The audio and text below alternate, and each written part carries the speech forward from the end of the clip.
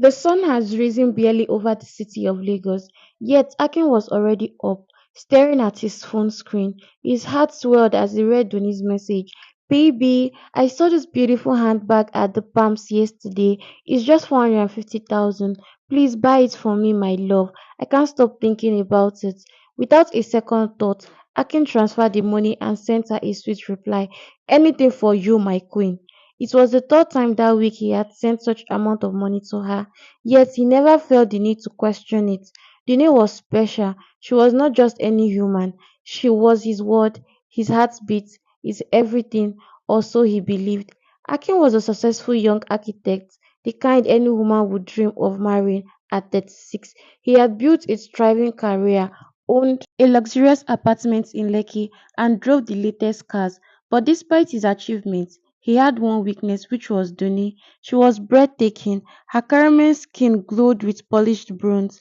Her eyes were so beautiful, and her smile could make a man forget his worries. Ever since they met at a friend's birthday party, Akin had been completely under her spell. Duni never asked for too much, at least. That was what he told himself. A wristwatch today, a designer shoe tomorrow, an iPhone next week. What was money compared to her love? But while Akin saw nothing wrong with his action, his mother Labake had begun to sense that something was off. Labake sat in the living room at her modest home in Surulere, a deep frown on her face as she listened to Akin over the phone. Mommy, I don't understand why you keep questioning me. I love Doni, and there's nothing wrong with taking care of the woman I love. Labake sighed. Love is not slavery, she thought. Akin, my son, I raised you well. Your actions don't look like love, they look like manipulation. This girl has turned you into an ATM, and you are smiling as she empties your pocket. Akin smiled. Mommy, you are overthinking. Duni is different. Labake shook her head. Different how? Tell me, has she even bought you anything like ordinary granite before? Has she ever done anything for you without asking for something in return? Akin hesitated. The silence on the phone was enough answer for her. Labake sighed again. Her heart was heavy. She had a deep feeling that something unnaturally was happening. This was not just love. Something more suspicious was at play. The first time Akin realized something was strange was 2 months ago when he woke up in the middle of the night, feeling uneasily restless. His mind was racing, and only thought in his head was about Duni. Without hesitation, he picked up his phone and transferred 300,000 to her account. The next morning, when he tried to recall why he sent the money, he couldn't explain it. It was as if his mind was being controlled, but instead of questioning it, he ignored the feeling. Little did he know it was just the beginning. There were times he would suddenly feel weak and disoriented if Doni is not around. There are other times he would hear her voice in his head, urging him to buy her something new. He thought it was just deep love, but deep down, a small part of him was starting to wonder, was it really normal? One evening, Akin and his best friend Tunde were at a bar watching a football match. While Akin was distracted, his phone vibrated. Another message from Duni. Baby, I just saw a beautiful Brazilian wig, only 650,000 naira. You know I will look so beautiful for you in it. Please, my love. Akin signed. He was already spending too much, but before he could even think, he found himself opening his bank app. Tunde, who had been watching him, snatched the phone from his hand. Guy, what's wrong with you? Since when did you start spending millions on a girl you just met in few months? Akin frowned. Tunde, abeg give me my phone. Wait first. Tunde's voice was firm. Akin, you are under something. This is not normal. Are you okay? You have never bought anything for yourself in the past few months, but you don't buy car for this babe, rent apartment for her, buy jewelry, designer bags. Na so love suppose be. Akin swallowed hard. The truth in Tunde's words was real. For the first time, doubt crept in his heart. Maybe, just maybe, his mother and Tunde were right. Maybe Duni was not just an expensive lover. Maybe something deeper was controlling him. And if that was true, he needed to find out. He needed to see if Duni was true in nature with his own eyes, and there was only one person he could trust. to help him, which was his mother. Labake sat in her living room, her hands folded in deep thought. She had raised Akin to be smart, responsible, and discerning, yet here he was, blindly throwing his money at a woman who had been doing nothing for him. Akin was in deep thought that same afternoon, and he called his mother on phone. Mommy, I think you are right, he said. Something is not normal about the way I feel towards Duni. It's like I can't control myself. Even when I try to hold back, something inside me pursues for more.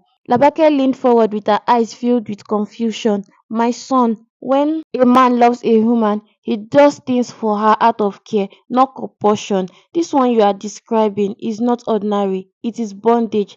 Akin swallowed hard. But how do we prove it? If I accuse Duni without proof, she would deny everything. Labake sat back and sighed. In deep thought, I have an idea. It was risky, but it was the only way we could use to uncover the truth. I will go to your house, she said firmly, but not as your mother. I will be a new house help. Akin's eye was widened. Mommy, that's too much. What if she recognizes you? Labake sighed. Recognizes me?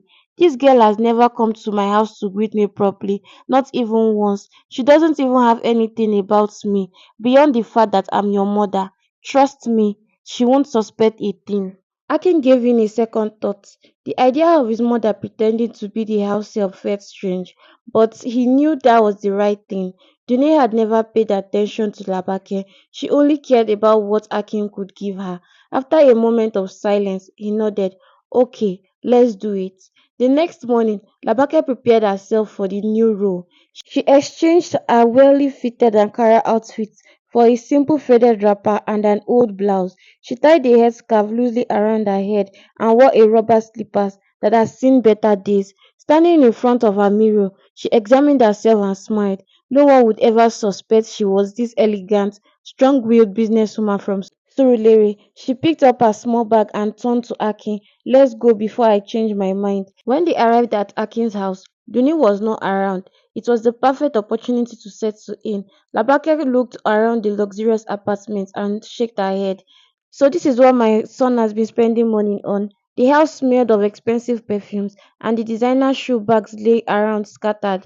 Labake's eyes were sharp, caught the sight of gold bracelets on the table. She has always seen Akin wear it. She clapped her hands. This girl had been collecting everything from my son.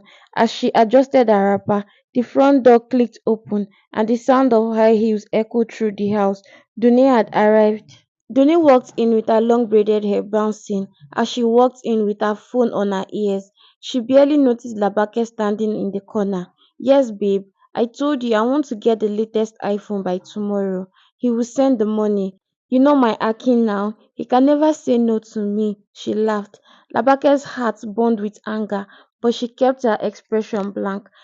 After ending the call, Duni finally noticed her. She frowned. Who are you? Labake bowed her head slightly, forcing her voice to sound weak. Good afternoon, madam. My name is Iyatawa. Oga Akin said I should start my house help work here. Duni rolled her eyes. Oh, he has finally thought about bringing someone to care for the house. I don't have the time to take care of domestic things, I beg. She picked up a wine glass from the table and sat on the couch. I hope you know how to cook well. My Akin likes fresh fish pepper soup every night, and I don't like when house helps talk too much. Labake nodded. Yes, madam. Duni waved her off. Good. Now go and clean the kitchen. That place is a mess. As Labake walked towards the kitchen, she smiled to herself. It was only the first day, and Duni was already showing her true colors. Labake adjusted the wrapper she tied around her waist. As she stepped into the kitchen, the air smelled of stale food and unwashed dishes. Plates were piled up in the sink, and oil stains covered the marble counterparts. She clicked her tongue. Akin house never been like this. This girl has turned everything upside down. With slow, deliberate movements, she began cleaning, making sure to listen carefully to the sounds in the living room where Denise sat, scrolling through her phone. Denise's true nature begins to show. Minutes later, Duni's voice rang out sharply. Iyatawa. Labake wiped her hands on a rag and hurried out. Yes, madam. Duni turned her gaze towards her without lifting her head from her phone. Go and bring my handbag from the bedroom, the black one on the bed. Labake hesitated. She hadn't even been in the house for up to an hour, yet Duni was already treating her like a servant. But she needed to be careful. Yes, madam, she quietly and walked towards the bedroom. As she stepped inside, her eyes swept across the space. The room was filled with expensive clothes and a vanity table cluttered with expensive perfumes and cosmetics. Labake's attention, however, was drawn to the bedside. There, next to Duni's pillow, was a small white calabash covered with red and black beads. Beside it lay a small bottle with a dark liquid inside. Her heart skipped a beat. She had never seen such a thing before. Charms, juju used by desperate people to control others. Taking a deep breath, she picked up her handbag and left the room. She handed it to Doni, who took without looking at her. As she turned to leave, she heard Doni mumble under her breath, "Lazy woman. I hope she's not slow like the last one." Labake's ears ached, but she had to pretend not to hear. So this was how she treated people. Labake had suspected Doni was selfish, but now what she was seeing is firsthand. Still, she needed to see more. Akin arrives home later that evening. The sound of a car pulling the driveway signaled Akin's arrival. Duni, who had been on the couch all day, immediately jumped up and ran up to the mirror to touch up her makeup. As soon as Akin stepped inside, she rushed to him, wrapping her arms around his neck. "Baby, welcome," she said. Akin smiled tiredly. "Thanks, my love." Duni replied, "You didn't even say you missed me." Akin replied tiredly, "You know I always miss you." Labake, standing by the dining area, observed everything silently. She saw how Duni's finger brushed Akin's pocket as she was checking if he had brought something for her. She saw how Akin, even in his tired state, looked at her with a kind of longing that was beyond normal. "This girl has done something to my son," Labake thought bitterly. As Akin sat down, Duni's voice turned sweet. "Baby, remember that wristwatch I showed you? The one I said I really, really love?" Akin frowned silently. "The one that cost 850,000? Duni nodded eagerly. "Yes, I went to the store today and they only have two left. Please, baby, can we buy it before someone else does?" Labake was in so much shock seeing the manipulation. Akin sighed, looking reluctant for the first time. "Duni, I just bought you that handbag yesterday. I think we should." He kept quiet immediately. Duni's expression changed instantly. Her eyes darkened and her lips pressed into a thin air. "So you don't want to buy it for me?" she asked, her voice sharper than before. Akin shifted uncomfortably. "It's not that, my love. It's just that." Duni suddenly stepped back and folded her arms. "Wow, just wow. So now I have to beg for things after everything I do for you." Labake almost laughed. "Everything she does for him? What exactly does she do, apart from spending his money?" Akin looked distressed, rubbed his forehead. "Duni, don't be like this. You know I love you." Duni hissed dramatically. "Then prove it." Labake watched as Akin sighed in defeat. He reached for his phone and within seconds, another transfer has been made. Duni's mood changed immediately. She beamed and kissed his cheek. "Oh, baby, I love you so much." Labake had seen enough. This girl was not only manipulative, but there was also something dark at work. She needed to dig deeper. That night, after everyone has gone to bed, Labake went to the kitchen quietly and pretended to wash plates. She had noticed earlier that Duni always carried a small pouch with her whenever she entered the kitchen. She would sprinkle something into Akin's food before serving it to him. Labake had to find out what it was. Moments later, she heard footsteps. She quickly bent down, pretending to be scrubbing the floor. Duni entered with the pouch in her hand. She looked around to make sure no one was watching, then carefully untied the pouch and poured a little tiny amount of white powder into the food on the counter.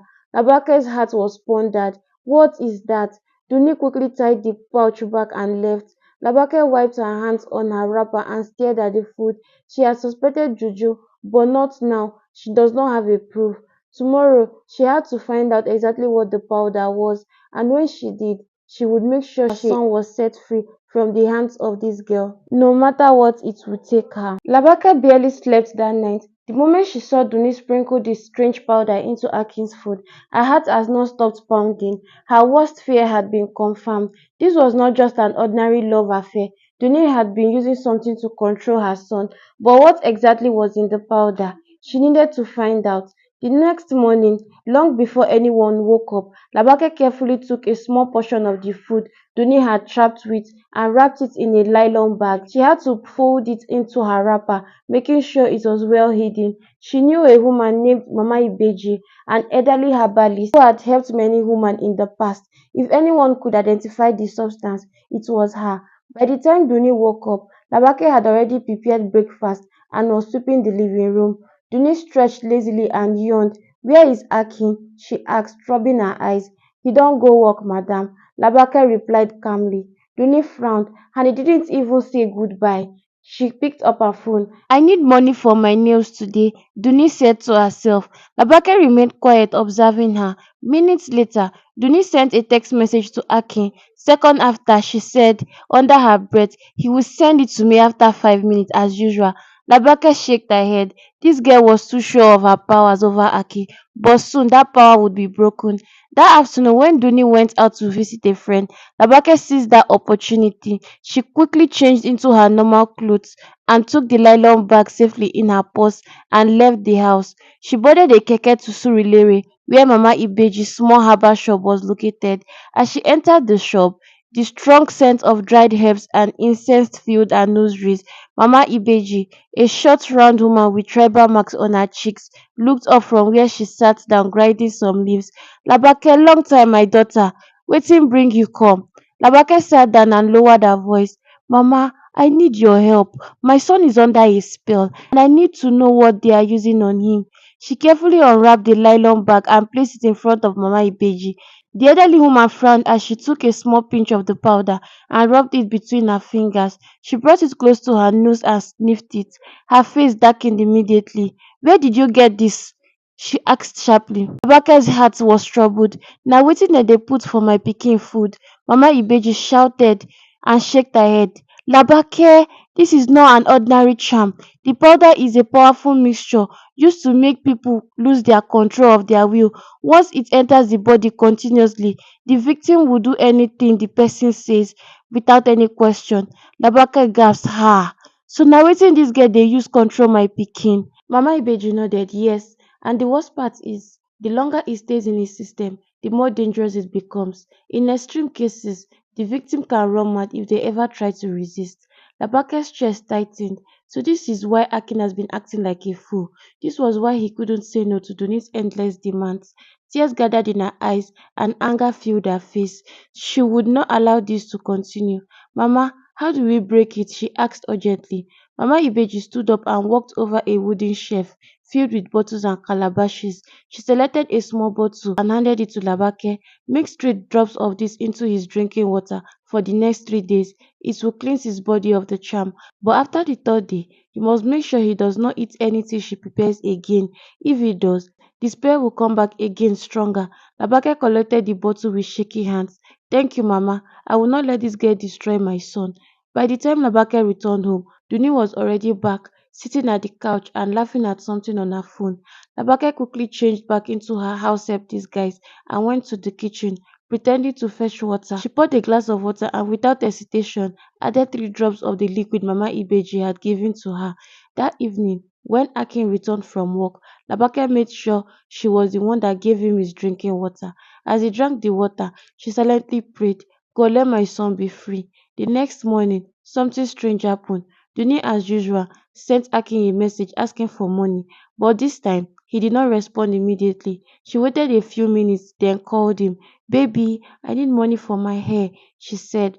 Akin's voice came through the speaker, but for the first time, it was firm. "Duni, I think we need to slow down on all these requests. I just sent you money 2 days ago." Labake, who was wiping the dining table, almost dropped the rag in shock. Duni frowned. "Baby, what do you mean? You never complain." "I know," Akin said, "but I need to be responsible with my finances. I can't keep spending like this." Labake bit her lips to stop herself from smiling. It was working. The spell was already breaking. But would Duni suspect anything? Labake kept quiet and watched carefully. She had started the battle, but the real one was yet to come. Duni walked around the room, Her perfectly made fingers was tightly held to her phone. She had sent Akin 3 messages in the last hour, yet he had not responded. This was not normal. Akin always replied immediately. He never hesitated when she asked for money. But now, for the first time since she met him, he was questioning her demands. Labake, who had been dusting a shelf nearby, watched carefully. She could see the frustration growing in Duni's expression. The spell was weakening, and the girl could feel it. Duni threw herself onto the couch with anger. What is wrong with this man today? Is he okay? She said to herself. Labake acted as if she didn't hear. She continued cleaning, but in her mind she was smiling. Yes, something is wrong. Your charm is no longer working. A few minutes later, Akin walked into the house, looking tired but calm. Duni immediately jumped up and ran to him. Baby, why didn't you respond to my messages? Akin sighed, dropping his briefcase on the table. Duni, I was busy at work. Duni folded her arms. That has never stopped you before. What's going on? Labake watched from the corner of her eyes as Akin rubbed his forehead, as if a fog was clearing from his mind. Duni, I think I've been spending too much lately, he finally said. I need to focus on more important things. Duni's eyes was wide opened. What are you talking about? Akin signed and sat down. Duni, last month alone, I sent you almost 2 million. That's too much. I need to slow down. Labake almost gasped. So this girl has taken this much from him. Duni's expression darkened. She sat beside Akin, wrapping her arms around his neck. Baby, what's wrong? Don't you love me anymore? Akin gently removed her hands from his neck. It's not about love, Duni. It's about being wise. Duni shook her fingers. This was not right. Something was changing. She needed to do something before she lost control completely. That night, as Labake finished her choice, she heard Duni making a phone call in the bedroom. She quickly moved closer to the door and listened. Yes, Mama, I'm okay. Duni whispered. Something is wrong. Akin is not acting the same. It's like the charm is wearing off. Labake's heart pondered. So this girl knows exactly what she has been doing. She pressed her ear closely. I put the powder in his food as usual, but it's like it's blocking it. What should I do? There was a long pause before a deep, rapid voice responded from the other end. He must reinforce the spell, the woman said. He must eat food cooked by only you tonight and add the full portion of the powder this time. That will renew the charm completely. Labake stepped back, her hands shaking. So Duni planned to increase the dose. She had to stop this. That night, when it was time for dinner, Duni insisted to cook herself. Akin, I made your favorite pounded yam and egusi soup, she announced cheerfully. Akin smiled. That's nice of you, my love. Labake, who was serving water, tightened her grip on the tray. She knew what was inside the food. She had only one chance to act. As Duni carried the steaming plate of pounded yam towards the dining table, Labake suddenly tripped over a stool, crashing into Duni and sending the entire plate flying onto the floor. The food scattered everywhere. Duni screamed, Ah, Iyatawa, are you blind? Labake fell on her knees, pretending to be panicked. Ah, sorry, madam. It was a mistake. My leg slipped. Akin frowned. It's okay, Duni. It was just an accident. Duni, her face filled with frustration, took a deep breath. I will make another one. Labake quickly spoke. Ah, no, madam. I don already cook small jollof rice before. Make I serve Oga before he go too hungry. Akin nodded. That's fine. I will eat the jollof. Duni tried to protest, but Akin already agreed. Labake rushed to the kitchen, her heart racing. She had just saved her son from being trapped again. She knew Duni wouldn't give up easily, but neither would she. The battle was far from over. Duni sat in the bedroom, gripping her phone so tightly that her knuckles turned white. She could still hear Akin laughing in the dining room as he ate the plate of jollof rice that the house help, that stupid house help had served him. She had been so close. If Akin had just eaten the powdered yam, everything would have turned to normal. But somehow, something was working against her. Her eyes narrowed. That house help. Since the cold woman has arrived, everything had been going wrong. She needed to find out who this woman really was. Labake takes the next step. Meanwhile, Labake, sitting in the small house headquarters, was thinking fast. She had managed to stop Akin from eating the food, but she knew Duni was a threat. She needed to strike the final blow before it was too late. First, she needed proof, like real proof that Duni was using charms. If she confronted Akin without it, he might not believe her. Tomorrow, she would search Duni's things. The next morning, Duni left the house to visit a friend. The moment she stepped out, Labake moved quickly. She grabbed a mop and a bucket and made her way to the bedroom, pretending to clean. Immediately she entered the room, she went to Duni's table side. She opened the drawer and immediately spotted the small calabash she had seen earlier. Carefully, she lifted the lid. Inside, she saw strange looking beads, a folded piece of red cloth, and a tiny dried up lizard.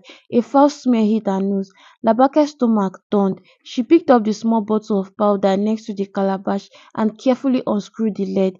The moment she sniffed it, she knew this was not just an ordinary charm. If Akin had continued consuming this, he would have lost himself completely. Her hands trembled as she wrapped the items in a nylon bag. Just as she turned to leave, she heard the front door open. Dune was back. Labake's heart nearly stopped. She quickly shut the drawer and rushed into the bedroom, locking the door behind her. A few moments later, Duni entered the room. Labake held her breath as she heard Duni mumbling, "Where is that stupid house help? I need to send her to buy something for me." Labake remained silent. She prayed that Duni wouldn't suspect anything. After a few minutes, she heard the sounds of footsteps leaving the room. She exhaled. That was too close. Now she needed to act fast. That night, after Akin returned from work, Labake knew it was time. She walked up to him in the sitting room, holding the nylon bag tightly. "Akin, my son, we need to talk," she said firmly. Akin looked surprised. Labake took a deep breath, then slowly pulled out the items from the bag. "Do you know what this is?" Akin frowned as he stared at the calabash and the bottle of powder. "Duni has been putting this in your food," Labake said, her voice steady but filled with emotion. "This is why you have been spending money on her without thinking. This is why you can't say no to her." Akin's expression darkened. "What are you saying?" Labake stepped closer. "My son, I'm not just your house help. I have come here to help you." Akin looked at the items in her hands, his jaw tightening. "Are you telling me that Duni had been using charm on me?" Labake nodded. "Yes, and I have proof." She handed him the bottle of powder. Akin's hand trembled as he held it. His mind raced back at all the times he had been giving Duni money without thinking, all the times he felt helpless in front of her. It all made sense now. The deep anger burned in his chest. He had been deceived, but not anymore. Akin sat in silence, staring at the small bottle of powder in his hands. His heart pondered in his chest as memories flashed through his mind. The countless times he had sent Duni money without hesitation, the way he felt powerless to refuse her demands, and how he had always justified his actions even when they didn't make sense. Now, the truth was in front of him. He had been under a spell. Slowly, his eyes raised to meet his mother. "Mama," his voice was very low, filled with disbelief and anger. "You mean to tell me that Doni, the woman I love, has been using charm on me?" Labake nodded, her expression filled with both sorrow and relief. "Yes, my son. I have watched her closely, and I saw her put this powder in your food with my own eyes." Akin clenched his fist, his breathing heavy. He felt like a fool. How could he have been so blind? A sharp knock on the door interrupted his thoughts. It was Duni. Labake quickly stepped back, allowing Akin to take control. She had done her part. Now it was time for him to face the truth himself. Duni entered the living room with her bright smile, but the moment she saw Akin's expression, she paused. "Baby, what's wrong?" she asked. Akin slowly placed the bottle of powder on the table and folded his arms. "Duni, what is this?" Duni's eyes went to the bottle for just a second, but it was enough. Akin saw the fear in her eyes. She quickly recovered, forcing a laugh. "What are you talking about?" Labake looked from where she was. "Duni, stop pretending. We know everything." Duni's smile waved. "I don't understand. Don't lie to me." Akin's voice was sharp, filled with emotions he could barely control. "My own mother disguised as a house help just to protect me from you. She saw you putting this in my food. She found your charm, your calabash, everything." Duni's eye looked around the room. She knew she was concerned. "I was only trying to protect our love," she stammered. "Akin, I love you so much. I didn't want to lose you." A bitter laugh escaped Akin's lips. "Love? Is this what you call love? Manipulating me, controlling me, using charm to make me spend money on you?" Duni's breast quickened. "Akin, please. No." Akin stood up, his voice shaking with rage. "I have done everything for you. I have given you money, time, love, everything. And all this time you were using juju to keep me under your control." A bitter laugh escaped Akin's lips. "Love? Is this what you call love? Manipulating me, controlling me, using charms to make me spend money on you?" Duni breathed in squeaking. "Akin, please listen. No, Akin stood up, his voice shaking with rage. I have done everything for you. I have given you money, time, love, everything. And all this time you were using juju to keep me under your control. Tears weighed in Duni's eyes. I was scared. You wouldn't love me without it. Akin's expression hardened. Then you never truly loved me at all. Silence filled the room. Labake folded her arms, watching Duni's true color unfold. Akin took a deep breath. I want you out of my house now. Duni gasped. Akin, no, please. I said, leave. His voice echoed through the walls. Duni fell on her knees. Akin, I can change. I will never use the charm again. Please don't do this to me. Akin's jaw tightened. You already did this. There's no coming back from it. Tears streamed down Duni's face as she realized she had lost. The spell was broken. She had no power over Akin anymore. An hour later, Duni was gone. Labake watched as Akin sat on the couch, his head on his hand. She could see the pain in his eyes, the betrayal he felt. She walked over and placed a hand on his shoulder. My son, I know this is hard, but I had to save you. Akin swallowed hard and looked up at her. Mama, if you hadn't come, I don't know what would have happened to me. Labake sighed. I am your mother. I will always protect you no matter what. Akin nodded slowly. Thank you, Mama. You opened my eyes. Labake smiled gently. Now you can start again. Next time, choose a woman who truly loves you, not one who wants to control you. Akin exhaled deeply. I will, Mama, I will. As Labake hugged her son, she felt a deep sense of relief. The battle was over. Akin, my son, is now free.